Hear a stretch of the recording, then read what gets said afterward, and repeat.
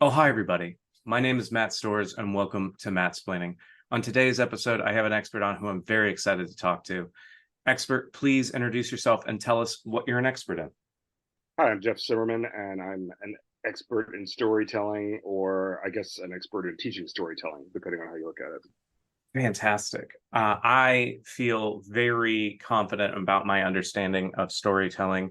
And I think that one of the most important things that a lot of people overlook when it comes to storytelling is the importance of having the beginning, middle, and end. So many stories, they're just a middle. It's just the storyteller doesn't know where the story is going or what the intent or the purpose of it is. And so then you're just up there and you're like, okay, where are we going? Where are we going? Where are we going? And then it's like, and then my day ended. And that's the end of the story. Like that might be good for like a cocktail party or like hanging out with your friends. But if you're getting up on stage and you're telling a story, people want that conclusion. They want you to learn something at the end of it.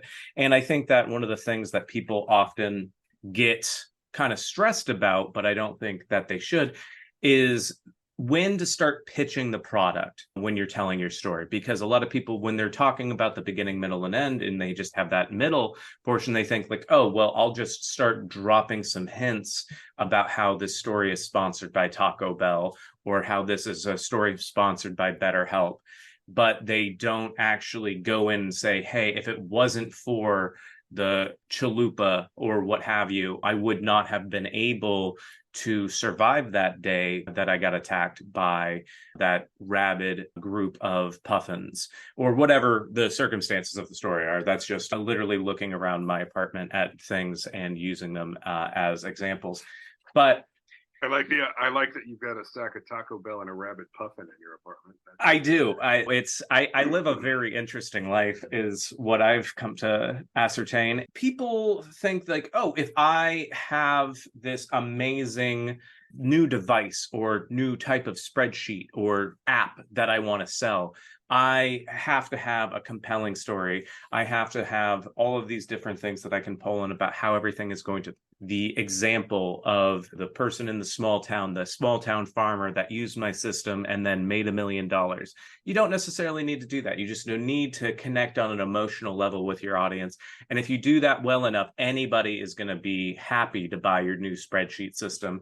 They just need to know who you are and connect emotionally. And I think that people go ahead. Well, I feel like I don't like 1,000,000% disagree with what you're saying, but there are a few tweaks that I would make. Okay. And I don't Okay. know if it's appropriate for me to make those now or you want me to wait. You can. I have a couple other things that might tie to it, so it'll be helpful. And I think people are also concerned over like the timeline of events and about like how they address the number of people that are in the story. And I think that a lot of people have this idea about like, oh, you can combine similar people or you can combine events or cut down on the amount of time between those events to help facilitate a stronger connection emotionally with the story as a whole. But I think the most important thing that you can do is actually add in extra people. Tell me, go on a tangent for 2 minutes about a character that's not going to show up again at all throughout the story. That somebody that like you, the person that was in front of you in line that was waiting to get a coffee, or just the person that like literally earlier that day of your performance that has nothing to do about the story that takes place 5 years in the past. Tell me everything you can about what happened to you today, and then maybe a little bit at the end of what emotional resonant thing happened to you 5 years in the past. And I think people just often overlook that. And with I'm going to disagree with you on that okay, one. and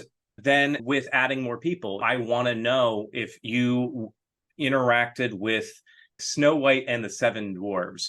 People say like, oh, there's too many dwarves, I can't know all the dwarves. I say there should be 13 dwarves. We should add more dwarves to the Snow White story, because then you have all of these different people that Snow White has to interact with and you have to keep track of. Kind of like the Game of Thrones mentality where you just have to have as many characters as possible. So like you have to have a sheet to follow along.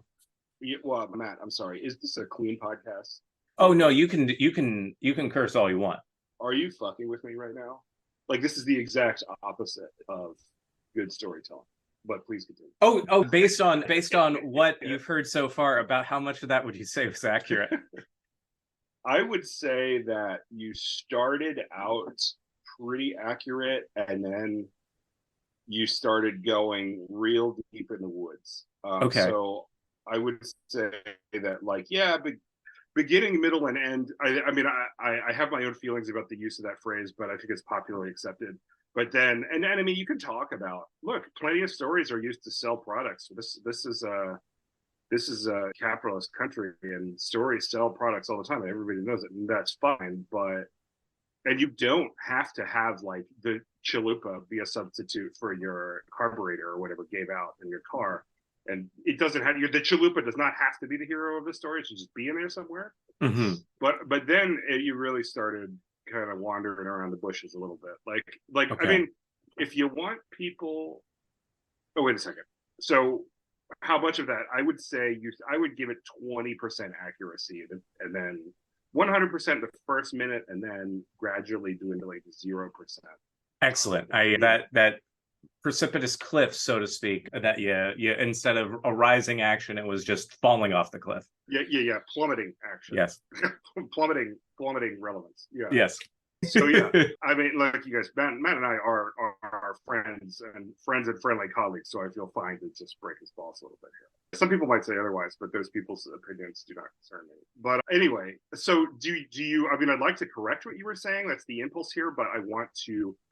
People don't learn if they don't feel like. You know what I mean? Like people only learn if they feel like being corrected. So you have to be in a receptive state, and I don't want to.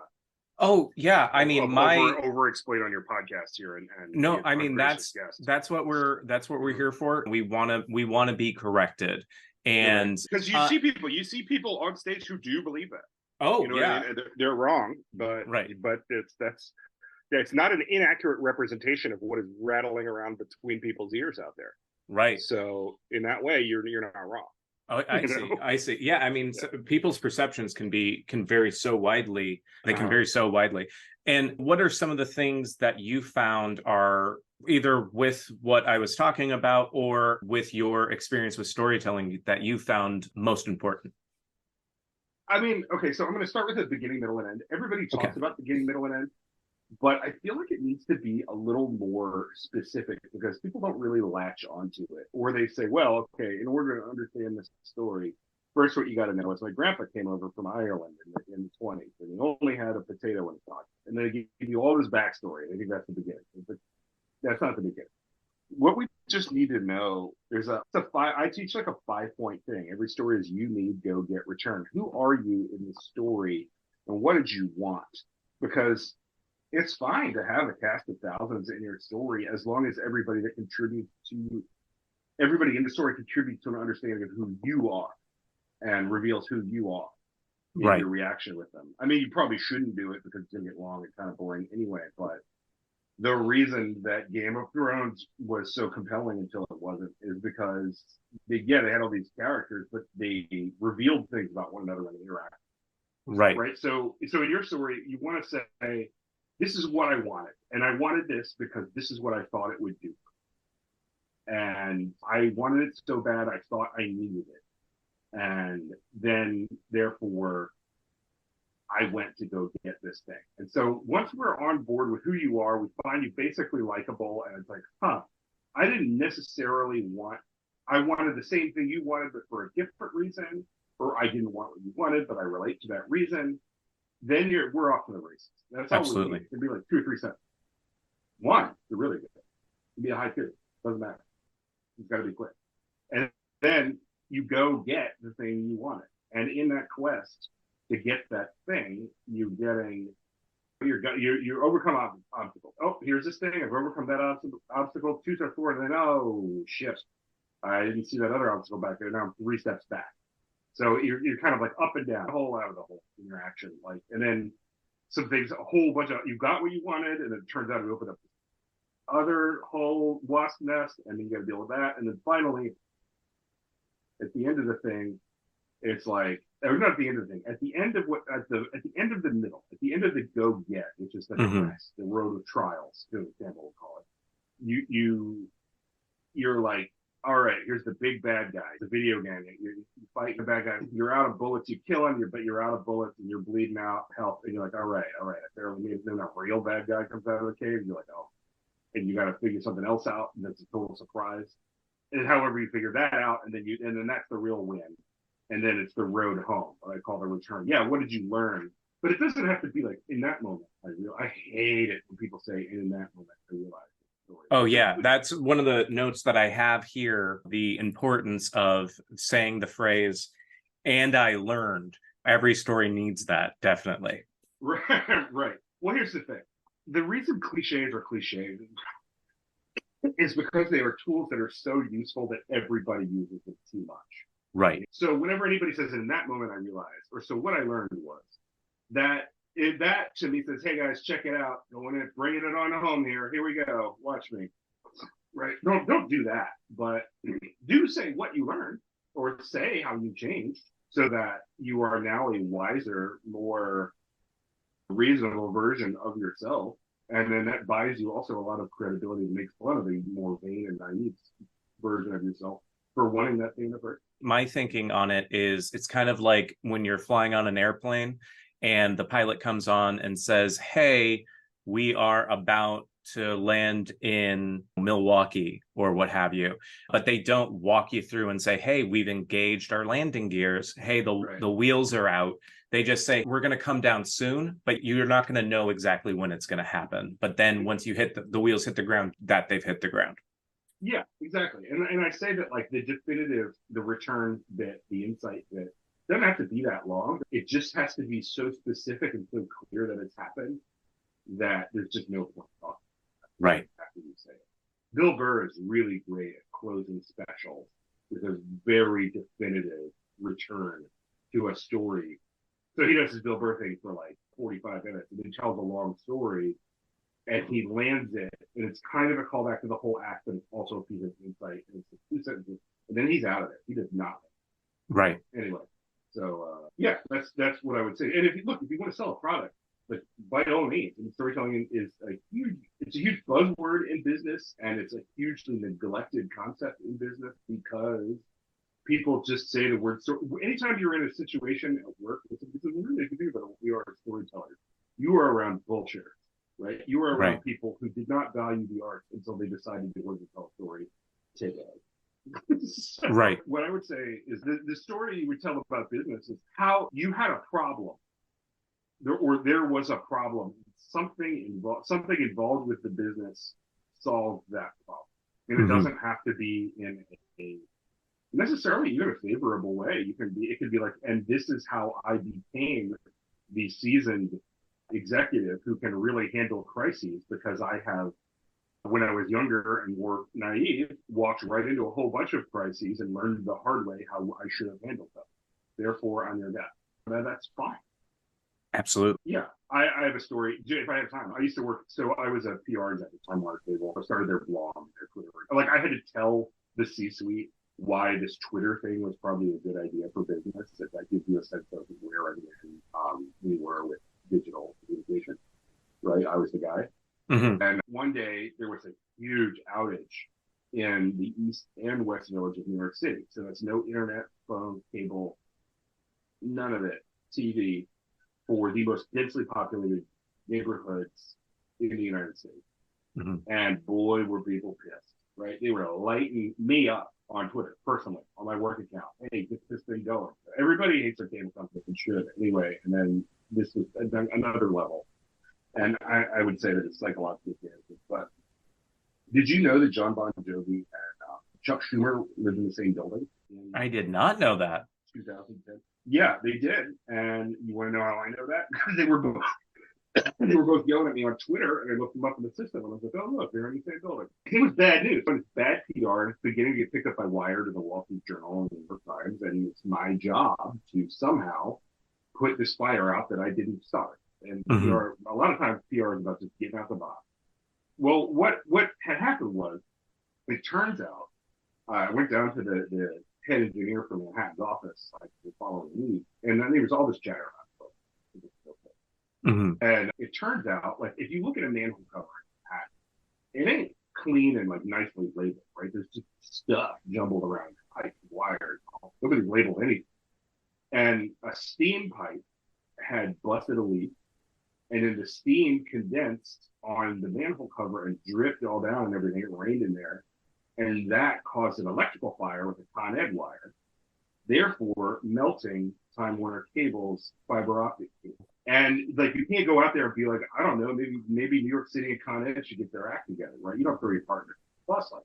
So what do? Well, look, I learned that a fiber optic cable, it's all spun glass in there, and one wire in a big thick fiber optic cable can carry all of the data and internet and TV for an entire New York City block, and it's the width of a human. Oh wow!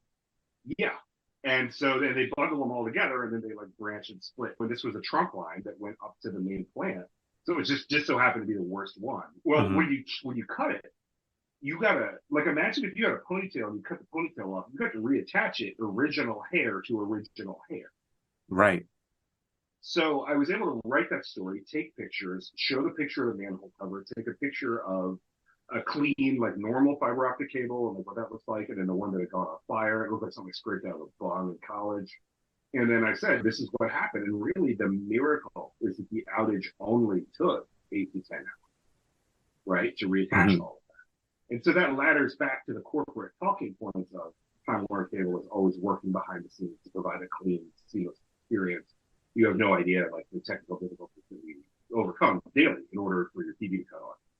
And so, yeah, I mean, I'm not really selling a product because you kind of either have cable or you don't at that point. But what I am saying is, like, there's a lot more going on than you think. Put that on the company blog, send that out to Wired and Gadget, Gizmo, New York Times, what have you. They pick it up because bloggers are inherently stressed for content, right? Right. So they'll believe it. And so, like, they post it, and lo and behold, the chatter, like the negative chatter, dies down.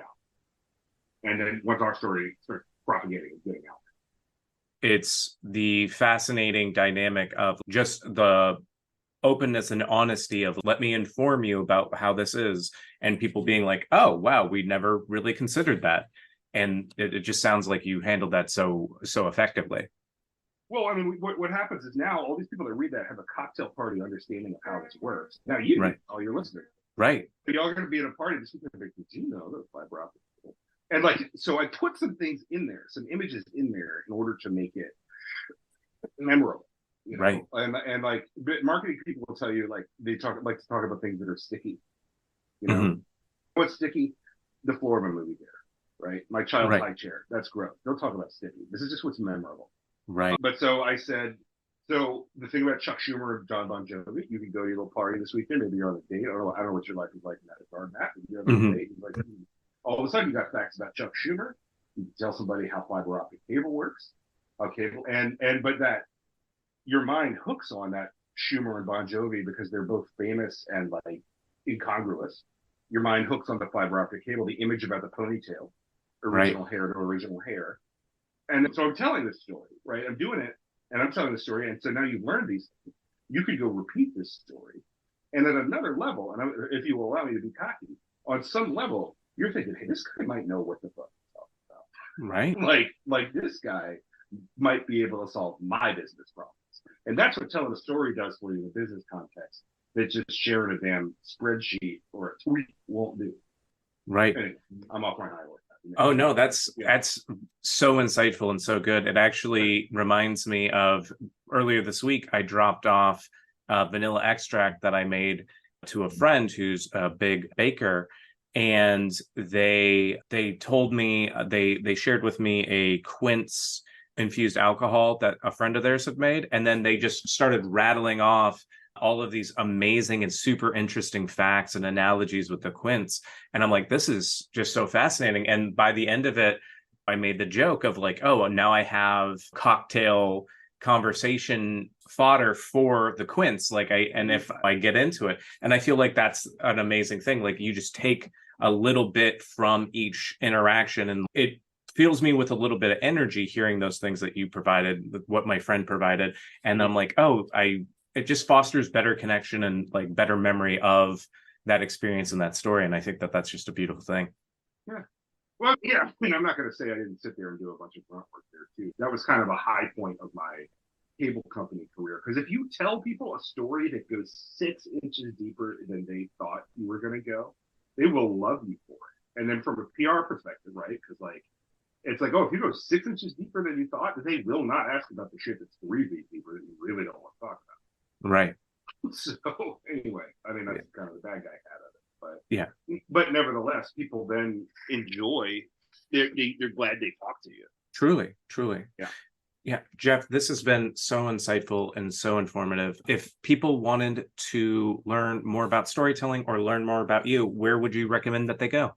Well, if you go to my website, jeffzimmerman.com, you can see some of my stuff there. And I'm teaching a class right now that has an empty seat, and so there's room for one more. I can also, if you go to my Instagram or my website, you'll kind of learn more about me and both my work as a performing storyteller and stand up, as well as like I'm trying to get into more corporate coaching stuff, because that's where the money is. So I'm happy to do both. And like, if you spell my name correctly, Simmermon, then you will find that I'm very easy to find. Excellent. Yeah, Jeff, I can't thank you enough. I really appreciate you joining me today. Of course. Thanks so much for having me, man. Awesome. My name's Matt Storrs, and this has been Mattsplaining. Quick shout out to Ryan Lawson, who made the theme music for Mattsplaining. He's part of Beat Blender Studios, which can be found at Beat Blender Studios on Instagram and TikTok. Or if you're in the market for some amazing music, you can contact him directly at beatblenderstudios@gmail.com.